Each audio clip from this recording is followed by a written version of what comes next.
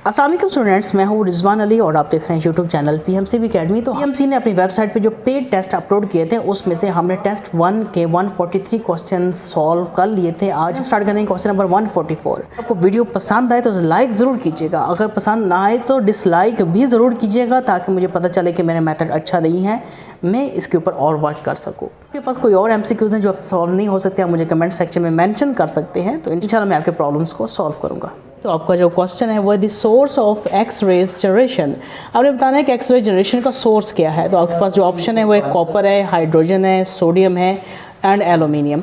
अब याद रखिएगा बच्चे, जिसका एटॉमिक नंबर 20 से 80 के दरमियान में होता है वो एलिमेंट्स आपके पास एक्स रे जनरेट कर सकता है।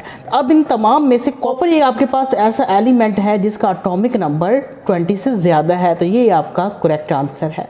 नेक्स्ट क्वेश्चन में हमने बताना है which of the following is not unit of power. आपने बताना है कि इसमें पावर का कौन सा यूनिट नहीं है।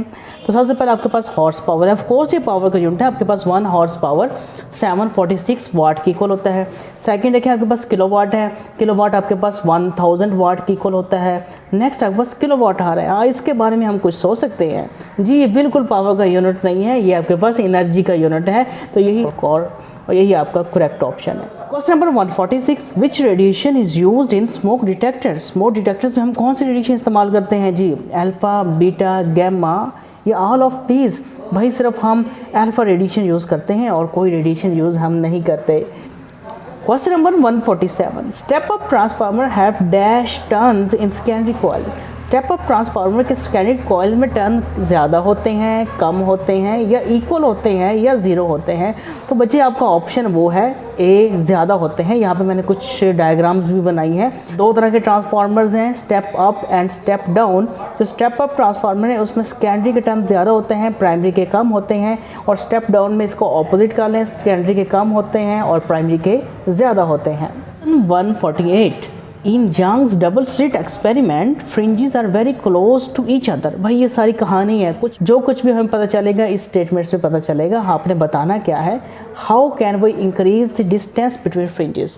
फ्रिंजेस के दरमियान हम डिस्टेंस कैसे इंक्रीज कर सकते हैं? तो सबसे पहले हम फार्मूले की तरफ चलते हैं। फार्मूला आपके पास क्या है, del Y is equal to lambda L over D. इन तीन चीज़ों को चेंज करके हम डिस्टेंस को चेंज कर सकते हैं फ्रिंजेस के दरमियान। वेवलेंथ को चेंज करके, ये एल को चेंज करके। भाई अब एल क्या है, एल आपके पास ये लेट्स सपोज स्लिट है, ये स्क्रीन है, स्लिट और स्क्रीन के दरमियान डिस्टेंस है। एल को ज़्यादा करके डेल वाई को ज़्यादा कर सकते हैं, लैम्डा को ज़्यादा करके डेल वाई को ज़्यादा कर सकते हैं, या फिर डी को कम करके, क्योंकि इसके साथ इन्वर्स रिलेशन है, ये वाला गैप कम करके। अब देखिए हमारे पास अब ऑप्शंस क्या है। हम ऑप्शन है वो है bye increasing the distance between light source and slits. तो इस तरह का कोई हमारे पास फार्मूले में ऑप्शन मौजूद नहीं है। दूसरा आपके पास by increasing the distance from slit to screen. जी बिल्कुल ये एल वाला, जी एल को इंक्रीज करके हम डेल वाई को इंक्रीज कर सकते हैं, और यही आपका करेक्ट आंसर है। Question 149 if the supply frequency of a transformer is increases the secondary output voltage transformer। जब हम सप्लाई फ्रीक्वेंसी को इंक्रीज कर देते हैं, जो हमें आउटपुट पर सेकेंडरी वोल्टेज मिलती है वो पहले से कम होती है, ज़्यादा होती है, उसमें कोई चेंज नहीं आती, भाई वो पहले से ज़्यादा हो जाती है। जितनी फ्रीक्वेंसी ज़्यादा करेंगे आपकी आउटपुट वोल्टेज उतनी ज़्यादा हो जाएगी। Question number 150 wave nature of light proved bye. Wave nature of light को कौन सा फिनोमेना प्रूव करता है? भाई सारे ये वाले पार्टिकल नेचर को प्रूव करते हैं, फोटो इलेक्ट्रिक भी, कॉम्पटन भी, ब्लैक बॉडी रेडिएशंस भी। आपके पास ये अकेला बेचारा बच जाता है, ये एक आपको वेव नेचर के बारे में बताता है कि लाइट की वेव नेचर है। Question number 152 instantaneous velocity is always positive, always negative, positive and negative या नॉट इनफ इन्फो। यहाँ पे भाई याद रखिए वेलोसिटी आपके पास एक वेक्टर क्वांटिटी है, और वेक्टर क्वांटिटी पॉजिटिव भी हो सकती है और नेगेटिव भी हो सकती है।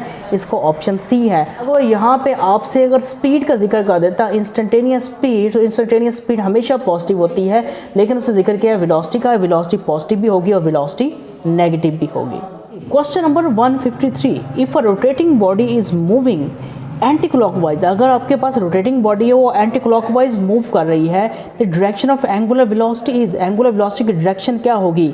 Towards the centre, along the linear velocity, towards and away the center, perpendicular to both radius and linear velocity। तो आपका बच्चे जो आंसर है वो है ऑप्शन डी। अब देखिए कैसे ये आंसर है, लेट्स सपोज आपके पास ये जो आपके पास बॉल पेन है, ये आपके पास एक्सिस ऑफ रोटेशन है, ये जो आपके पास ये रेडियस है, ये आपके पास वेलोसिटी है, और आपको यहाँ पे दोनों चीज़ें नज़र आ रही होंगी कि वेलोसिटी और रेडियस दोनों ही एक्सिस ऑफ रोटेशन के साथ परपेंडिकुलर बना रहे हैं। आपके पास हमेशा angular velocity axis of rotation के अलॉन्ग होती है, जिसके लिए हम राइट हैंड रूल का इस्तेमाल करते हैं, और ये इन दोनों के परपेंडिकुलर भी होगी, जो कि आपका ऑप्शन डी है। Question 154, two forces of 5 newton and 50 newton are working. दो फोर्सेज हैं, एक फोर्स 5 न्यूटन की है, दूसरी 50 न्यूटन की है, किसी बॉडी के ऊपर एक्ट कर रही हैं या वर्क कर रही हैं इन ऑपोजिट डायरेक्शन, मुखालिफ सिमत में।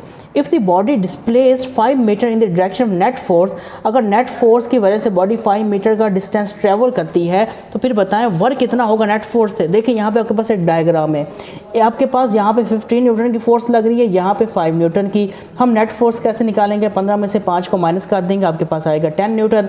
अब इसे वर्क फाइंड निकालें, एफ डी, आपके पास एफ कितना आ गया? 10 आ गया, और उसने डी आपको कितना दिया है? 5 मीटर दिया है, तो 5 10 पर 50, तो आपका आंसर आ गया 50 जूल, जो कि आपको ऑप्शन ए है।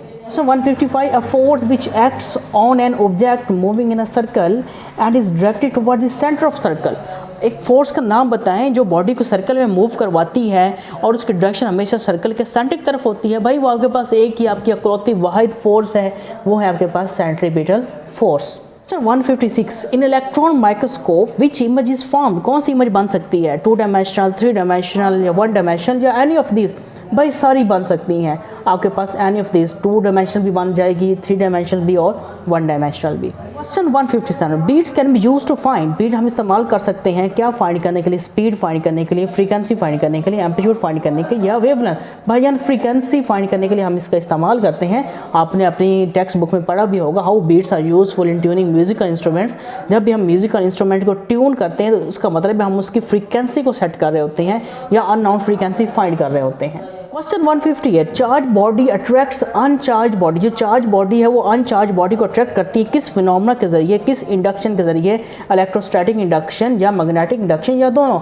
ये आपके पास है इलेक्ट्रोस्टैटिक इंडक्शन। ये आपके पास 10th क्लास का टॉपिक है, उसमें बड़ा एक्सप्लेन किया हुआ था कि इलेक्ट्रोस्टैटिक इंडक्शन के जरिए चार्ज बॉडी अट्रैक्ट कर लेती है अनचार्ज बॉडी को, या चार्ज बॉडी अनचार्ज बॉडी को चार्ज कर सकती है। 159, the basic purpose of filter is to. Filter का बेसिक पर्पस क्या है? Minimize variation AC signals, suppress harmonic in rectified output, remove ripples from rectified output, या फिर stabilize DC output voltage। जब भी हम AC सिग्नल को रेक्टिफाई करते हैं तो आपके पास इस तरह का सिग्नल जनरेट होते हैं, उसमें रिपल्स होते हैं, ये आपके पास गैप्स आ रहे होते हैं, फ्लक्चुएशंस होती हैं। उन फ्लक्चुएशंस को ख़त्म करने के लिए हम फिल्टर का इस्तेमाल करते हैं। आपको ऑप्शन सी है, रिपल्स को रिमूव करने के लिए हम इसका इस्तेमाल किया जाता है। Question 160, in a pendulum work done by tension force. Tension force से वर्क पॉजिटिव होता है, नेगेटिव होता है, जीरो होता है, नन ऑफ दिस। भाई ऑप्शन आपका जीरो है।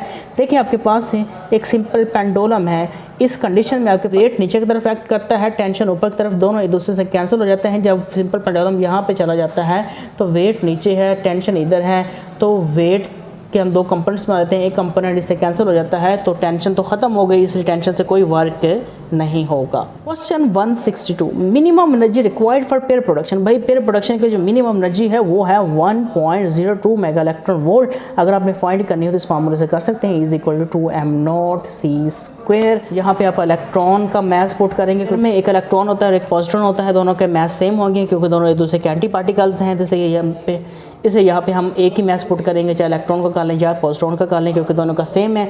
साथ में स्पीड ऑफ लाइट पुट करेंगे तो आपका आंसर क्या आएगा? 1.02 mega electron volt. Question 163, which of this is constant in isochoric process. Isochoric process में कौन सी चीज़ कांस्टेंट होती है? Total heat, work done, entropy, internal energy. Actually यहाँ पे ऑप्शन दिया है नहीं। आइसोकोरिक प्रोसेस में आपका वॉल्यूम कांस्टेंट रहता है, वॉल्यूम कांस्टेंट रहता है, ये ऑप्शन होना चाहिए। और वर्क डन आपका उसमें ज़ीरो होता है। ज़ीरो क्यों होता है? क्योंकि वर्क का फार्मूला होता है P∆V। जब वॉल्यूम कांस्टेंट रहता है तो वॉल्यूम में चेंज ज़ीरो है, जिसकी वजह से आपका वर्क क्या होगा? ज़ीरो होगा। Gas expands from V1 to V2 at pressure P। Work done is, एक गैस है, उसका वॉल्यूम पहले V1 है, फिर हो गया वॉल्यूम V2, कितने प्रेशर पे? P प्रेशर पे। बताएं वर्क कितना होगा? अब वर्क का फार्मूला पहले यहाँ पे हम लिख लेते हैं। वर्क का आपके पास फार्मूला क्या है? P∆V। ∆V आपके पास वॉल्यूम में चेंज है, तो वॉल्यूम में चेंज कैसे फाइंड करते हैं? Final minus initial. पहले V1 था, फिर हो गया V2, फाइनल माइनस इनिशियल। अब देखें इससे रिलेटेड कौन सा ऑप्शन है? इससे रिलेटेड आपका ऑप्शन डी है। तो यहाँ पे आज की हम वीडियो को इख्तिताम करते हैं। तो इंशाल्लाह बाकी जो रिमेनिंग क्वेश्चन है हम अपनी नेक्स्ट वीडियो में डिस्कस करेंगे। कल इंशाल्लाह वो वीडियो अपलोड हो जाएगी। इसके बाद हम अपना टेस्ट नंबर 2 स्टार्ट करेंगे। तो अपना बहुत ज़रा ख्याल रखिएगा, मुझे अपनी दुआ में याद रखिएगा। अल्लाह हाफिज़, टेक केयर।